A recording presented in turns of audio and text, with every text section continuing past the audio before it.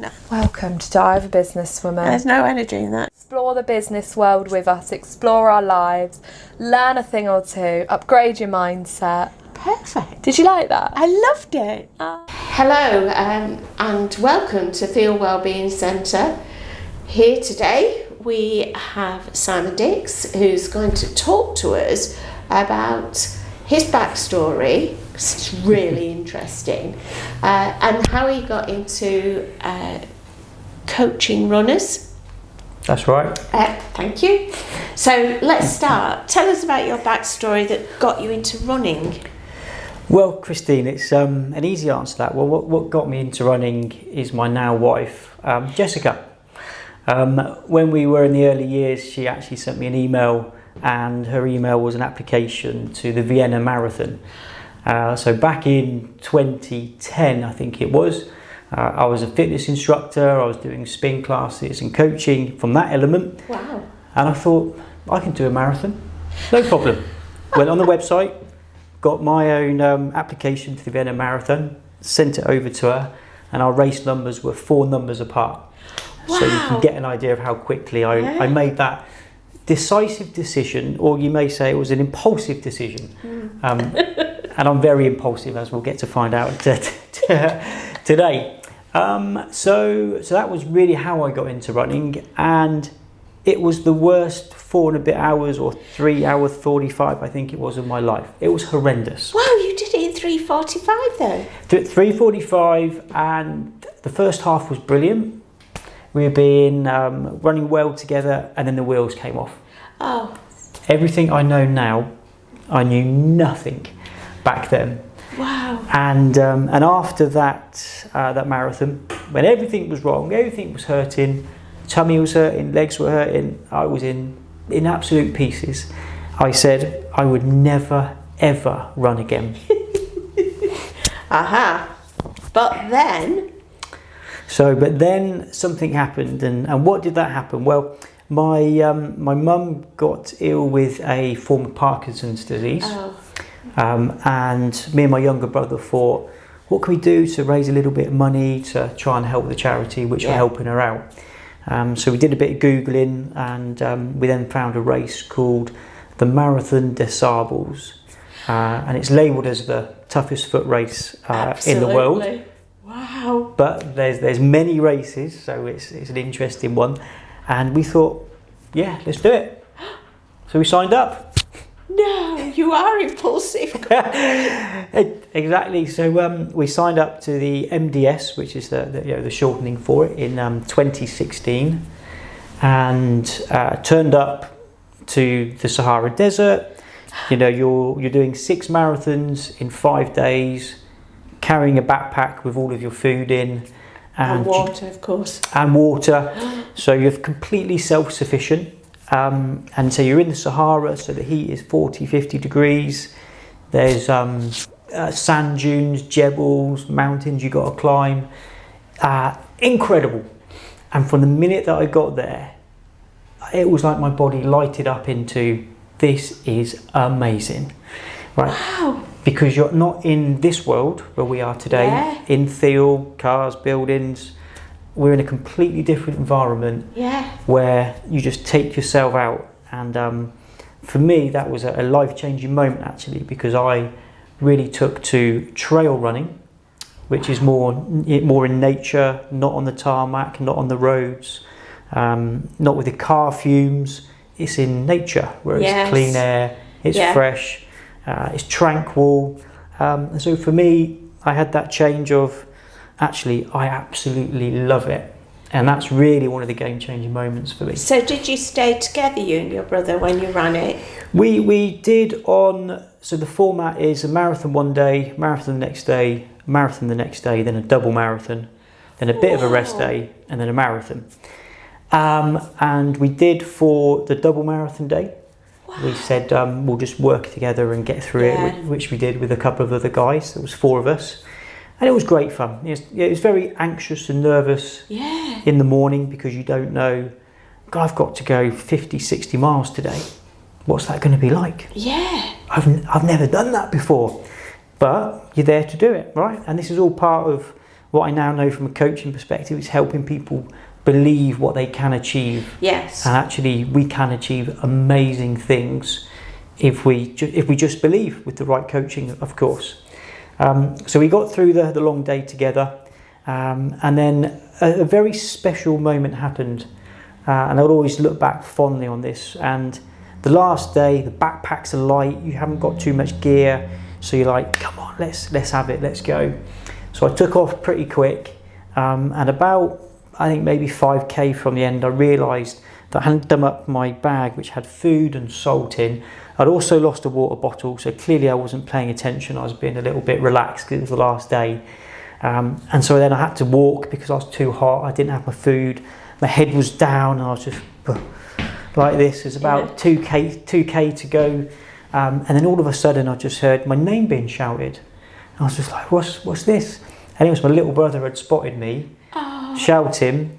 And then he basically helped me run into the finish together, and we held our arms up like this. Wow. And it was quite a fitting end to the event because we started it for charity.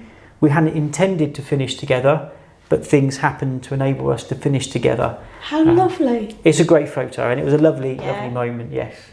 Brilliant, that is amazing. So then what took you into coaching? So I had a couple more races which sort of form the story of how I get to ultimately being a coach. So after the desert race, a number of the guys said, well, let's do something else. What else can we do? So we searched, and one of the guys found the Jungle Ultra in the Amazon. Oh no! And that just seemed incredible, right? So we've done desert. Let's get into the Amazon, which is an incredible place in the world, such an amazing environment. And now I had the opportunity to run, 5 days, again, marathon, double marathon, something like that, through an incredible scenery. So off we went to the Amazon. It's a long story, but I'll cut it short. Started running and just having some easy runs, up hills, down hills, through rivers, ankle twisting rivers that you're waist high. I'm quite short, so actually it was a bit higher for me. Mud, you're slipping, you're sliding, you're covered in all sorts of insects, there's ants. On one of the days, which was day 4, it was a tough day, it was very hilly, and I really enjoy the hills.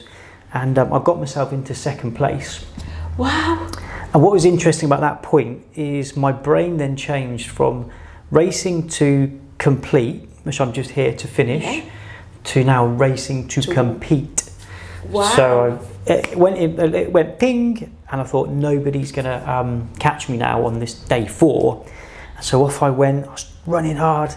And as I got to the end of day 4, there's a little video on my socials where I'm just going, yes, effing yes, because I'm so excited and so happy that I've managed to finish that stage in second place. Wow, that's amazing. So it was cool. I love the Jungle Ultra. So if any of your listeners are interested in the Amazon jungle, absolutely contact me and we'll have a chat about it because it's brilliant. The challenges though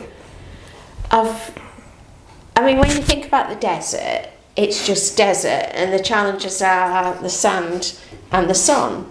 But when you get into the Amazon, it's like different dimensions, isn't it? That's right. You've got the heat, you've got the humidity, but on top of that, you've got all the little beings that live there. That's it. That quite like the taste of human blood. They do. Yum, yum. That's it. And there were rumours that big cats got spotted. You could hear things in the night, like the noise of the jungle when it comes alive is like something else. Like it is deafening. Wow. So that was 2018. And actually, my wife's going this year to do it, so that'll be interesting to watch her on the tracker. Yeah. Wow. I had to get her into it to make sure we stayed married. You see, otherwise. So she's into it now. And after the jungle, and having finished day 4 in second place, I thought to myself, how I've obviously got a little bit of a natural talent here. Yeah. What can I do differently to now just see what I'm capable of doing? So I learn how to run from a technique perspective, and I trained my body to be endurance adapted for endurance sport. Yeah. And so that then was about a 2-year period where I really knuckled down and decided that's what I want to do. So the next race, and then we get to the coaching answer to your question. Yeah. The next race was the Ice Ultra in Sweden, North Sweden, in 2020. So that was just before COVID. Yeah. And -40, -50. Ooh. You've got to be completely covered, goggles, your beard is completely frozen. Yeah. And for me, it was just putting myself in places that are so rare that you can't really get to with a car, but it's so amazing what you can see. You can only run to. Exactly. Wow. So this was the Ice Ultra, again, 250 kilometres total over 5 days, same format. Do a stage, rest, recover, do a stage, rest, recover. Yeah. And for that particular race, I won day 1, won day 2, won day 3. Day 4 I came second, and then day 5 was a bit of a fun day because the time that I'd built up over the days was significant enough that I didn't need to race day 5. Wow. So got to finish with some mates. It was a beautiful, fitting moment. There's a picture of 3 of us just walking through a forest with like snow coming down. Yeah. And so I won that race overall, and then COVID hit. Yeah. And then that's when Focus Running was born. Wow. So in 2020, I know that's a long story to. No, it's brilliant. It's so how brilliant. to get to that. So in 2020, I'd been made redundant from the corporate world. Yeah. So then off the back of the Ice Ultra, the community of runners gave me the confidence. They said, look, you're good at it. You've done it. You're incredibly likeable because you're so positive with the people you meet. Yeah. You can absolutely do it. So then we did spend a bit of time on what am I going to call my business? Is it Ultra this? Because that's what I like, is ultra extreme runnings. Then I thought about it, and it really was, actually I can help any runners, whether they're 5k, half marathon, footballers. My youngest age is a 6-year-old athlete at the moment, and we'll talk about him because he's brilliant. But back in 2020, I made Focus Running the business. I then got qualified in running technique, dynamic movement skills, and activation of the body. So holistically looking at how does a runner move? Yes. Because to me, you can be a running coach, and you can give anybody a program of what you need to do. But fundamentally, if a runner's not running efficiently and safely, if they're doing hard intervals or hill work, then that can be more damage to the body, and they're not getting the right training effect that they need for that session. Wow. So my methodology back in 2020 was very much, let me understand how you're moving, let me then identify ways of how we can improve your running, and then when you do your training program, you're getting a better return for that, and therefore that's helping you achieve your goals. Wow. That's amazing. Yeah. So have you done the London? I suppose that's too boring almost. Nail on the head, Christine. Yes. Yes. As in nail on the head, it is a bit for me. I don't like road. No. And exactly. And it's that long stuff. I really enjoy. Just to give you a little bit of perspective, my last race was the Winter Spine Race, which is 270 miles of the entire Pennine Way, non-stop. Wow. But I started at the Reading Half Marathon, so I believe anybody who wants to achieve amazing things that they may look at and go, oh, that's amazing, I wish I could do it. I've been through it, so I know other people can achieve it. Wow. That is absolutely amazing. Yeah. Interesting, isn't it? Yeah, it is. It's fascinating. I love as well that you said that from 5k to 100k, you can help anybody. Because I said to you, my husband's run the London several times, and I had shin splints from running up and down the subways, the underground steps. Oh dear. you know, because I was trying to keep up with him so I could cheer him on at different stages. Yes. And I was in more pain. Oh, bless. Because I was so unfit compared to him. So yeah, wow. And he said, I have to tell you, I used to love it when he did the Stratford Marathon, because I like Stratford. So I had a little, you know, we'd park in this cricket club car park. I'd sit and watch the cricket. I didn't try and do their things. But in Stratford, it Laps. was, yeah, and he said, this is so boring, I will never do it again. So he did it 3 times, and I think the 3rd time was because I nagged him. But yeah, so I could see, but the Amazon just fascinates me. And then, you know, all those extremes, the extreme heat, the extreme conditions, and then the extreme cold. Yes. Wow. And it all came from saying, I'm never going to run again. Do you know what's next? The Moon Marathon.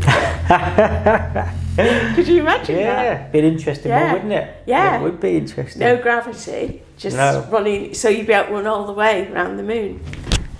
Because you'd just keep going round. Yeah. Well, thank you very much for that. It's fascinating. Now, one thing I will ask you first, thinking about Theale Wellbeing Centre, and how do you see yourself working with them? I suppose it's people who have injuries, you're able to... Yeah, so there's a couple of ways that we collaborate. So very much if a runner's got a repetitive injury, and that could be perhaps shin pain, it could be I've got really tight calves. Yeah. And then actually it could be how that runner is running is contributing to that stress. So from a running technique perspective, when I work with a customer, it can be to identify an injury or the cause of an injury. Yeah. It can be I want to learn to run more efficiently and faster. And the very first part of the process is identifying unconscious incompetencies, which is something that we've all got and we don't know we have them, because if you were to ask everybody who's watches this perhaps, have you been taught to run at school? The answer will be no. No. Versus, have you been taught to play football, tennis, hockey, netball, hockey? Yeah. Exactly, but what's fundamental in all of those sports? Running. Yes. So why, and this baffles me, but also presents a great opportunity, I think, in the future, is how to help schools teach youngsters to then run better, to achieve better things in sport because you learn to run. So identifying an unconscious incompetency, just sticking with the calf and the shin pain perhaps, is how a person's foot hits the floor and what shape that person's foot hits the floor significantly impacts the force that is coming back up through the body. So if a runner is landing with a high heel-toe foot, something like that, I don't know whether that will come on camera, but we can try.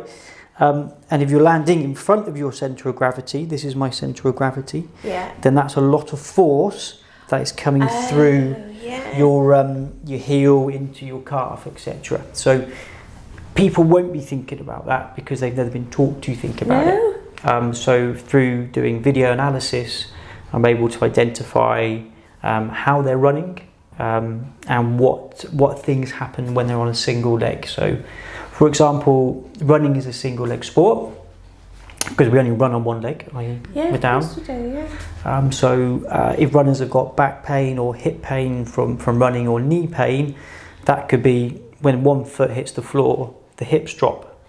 Yes. Okay, so this glute isn't firing to keep the hips up nice and strong. So that's really the first part of it, is to help runners who need a problem solving, which could be an injury, or it could be I want to train better and be faster and run more efficiently. So how do we do that?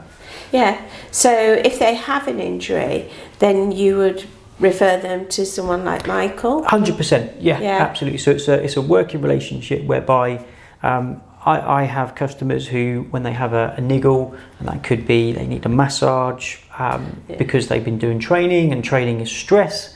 So at some point your muscles are going to need a release. Yeah. Now, how often do people get a therapy to release the muscles? The answer that I see is it's very reactive, right? Yeah. I've got calf pain, I need to now have a massage on my calf. Yeah. Versus how we should be doing it, and how I recommend it is you should be proactive in your therapy, because that is preventing that calf from getting tight in the first place, as well as a good running technique. Yes.